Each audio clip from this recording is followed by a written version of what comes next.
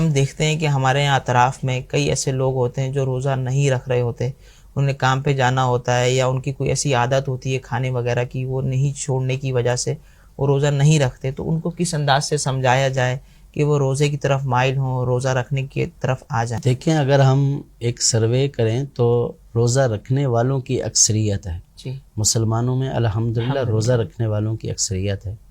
اور جو روزہ رکھتے ہیں اس کا مطلب یہ نہیں ہے کہ وہ کام نہیں کرتے ہیں، یا اس کا یہ مطلب نہیں ہے کہ ان کو بھوک نہیں لگتی ہے۔ تو لوگ کام بھی کرتے ہیں، ان کو بھوک بھی لگتی ہے، لیکن جو رکھنے والے ہیں ان کے ذہنوں میں یہ موجود ہے، یہ اللہ پاک کا حکم ہے، اور ماہ رمضان کا روزہ فرض ہے۔ اللہ پاک نے قرآن پاک میں اس کا حکم دیا، فمن شاہد منکم الشہر فلیصمہ، کہ تم میں سے جو اس مہینے کو پائے اس پر لازم ہے کہ وہ اس مہینے کے روزے رکھے۔ رخصت اور بیماری کی صورتیں الگ ہیں۔ اگر کوئی ایسی صورت نہیں ہے، نہ بیمار ہے، نہ کوئی اور ایسا عذر ہے کہ جس کی وجہ سے روزہ چھوڑے، تو پھر محض کمانا یا نوکری پر جانا یا بھوک لگنا یہ کوئی عذر نہیں ہے۔ آپ دیکھیں کہ ماہ رمضان میں بالکل چھوٹے چھوٹے بچے جن کو کھانے کی زیادہ ضرورت ہوتی ہے، چھوٹے چھوٹے بچے 6 سال کے، 7 سال کے، 8 سال کے، حتیٰ کہ 5 سال کے بچے بھی روزے رکھ رہے ہوتے ہیں۔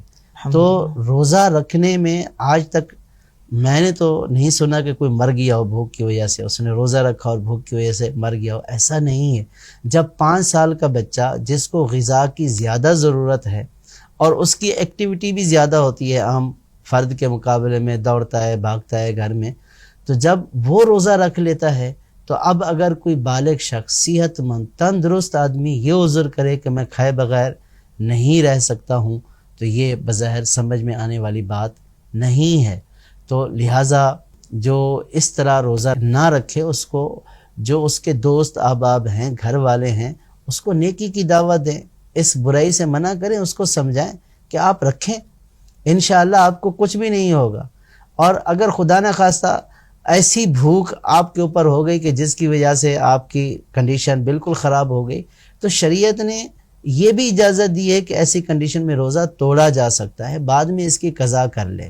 اگر ایسی کوئی ایمرجنسی کی صورت آ گئی تو کچھ بھی نہیں ہوگا، بس یہ صرف محض نفس کا بہانہ ہے کہ میں یہ نہیں کر سکتا ہوں، ورنہ یہ ایسی چیز نہیں ہے کہ جس سے جو ہے وہ جس کو مجبوری سمجھا جائے، بالخصوص بالغ صحت مند فرد کے لیے، کہ وہ روزہ ایسے ہی بغیر کسی وجہ کے کہتا ہے کہ میں نہیں رکھ سکتا ہوں، تو یہ کوئی عذر نہیں ہے۔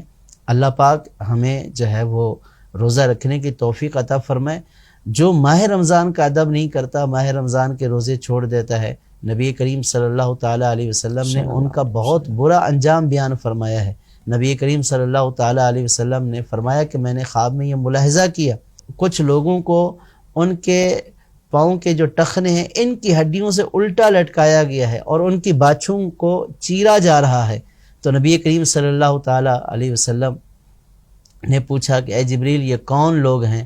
تو عرض کی گئی، یا رسول اللہ صلی اللہ تعالیٰ علیہ وسلم، یہ وہ لوگ ہیں جو بغیر کسی عذر اور رخصت کے روزہ چھوڑ دیا کرتے تھے۔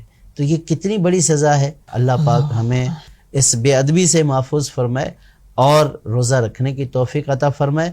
اور جو ہمارے قریب لوگ جن کو ہم یہ سمجھتے ہیں کہ ہماری بات مانیں گے یا جن کو ہم نیکی کی دعوت دے سکتے ہیں، تو جو مانیں گے بات ان کو تو یہ کہنا واجب ہے، اور جو جن کا نہیں پتہ کہ مانیں گے نہیں مانیں گے لیکن پھر بھی ہمیں پتہ ہے روزہ نہیں رکھتا، ان کو ہم نیکی کی دعوت تو دیں۔